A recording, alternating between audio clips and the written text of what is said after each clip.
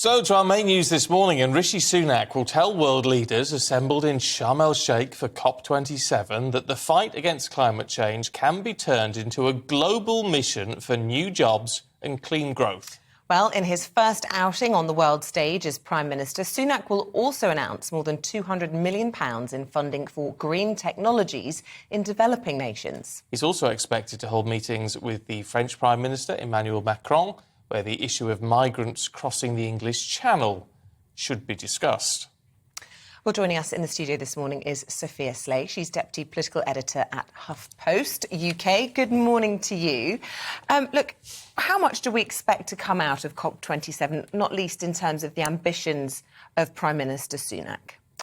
I think it's going to be a tough one. I think the big controversy or the big debate is going to be over this loss and damage concept about, helping out third world countries, those that sort of industrialised earlier and were the big polluters for longer, helping out those that are suffering the consequences of climate change now.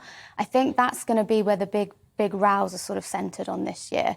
I think the UK government sort of seems sympathetic towards that concept. And we saw, you outlined a bit of it just now.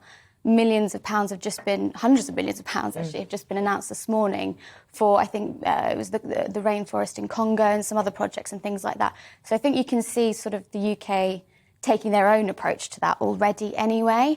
I think there's going to be an element of trying to push, the sort of bywords he's using this morning are sort of going faster and further and things like that. But I think he's going to have a job on his hands because it looks pretty tricky. I mean, the rhetoric's quite interesting in that he's trying to bring it back home a little bit by talking about, green growth and, creating more jobs and things, which is... So that could be spun quite positively. But saying that they're announcing £200 million in funding for green technologies in developing nations at a time when we're desperately trying to save money is going to go down like a lead balloon, frankly. Yeah, I thought it was quite interesting, some of the things, the way Rishi Sunak was framing things this morning and what was trailed overnight and is in all today's papers. It sounded a bit like the sort of thing that Keir Starmer might say, I thought, actually. It sounded a bit like his kind of rhetoric when it comes to sort of green jobs and things like that. But yeah, he's definitely got a difficult job on this one, sort of selling it at home as well.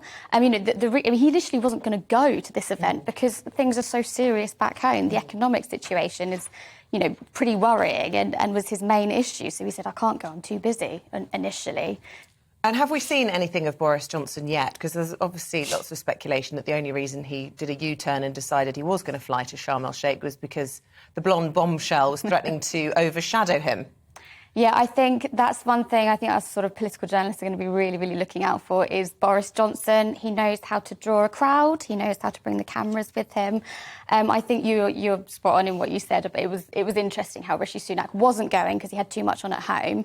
There was a lot of pressure from other MPs and his own side, but I don't really think that's the reason why he ultimately caved. I think it was because Boris Johnson said, well, I'm going to go. And I think that would have been politically very embarrassing for Rishi Sunak back home. He doesn't want to be shown up by Boris Johnson on the world stage. That would have been really embarrassing for him. But it's going to be more embarrassing for him if he's on that world stage pledging money when he's got to come home and deal with the home audience, deal with all of us. Now, he's got to play hardline, hasn't he? He's got to actually play to a home audience and not a world audience on this one.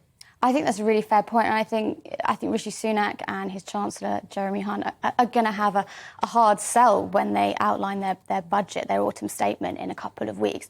I think, it sounds really grim. From everything that's being trailed, it sounds like it's going to be huge spending cuts and tax rises. That's a hard sell any time, let alone, splashing the cash elsewhere. Although I do think, a lot of the population do really care about climate change and can see the importance of it. But I think they're going to have to really, really sort of, play to the public on this. Yeah.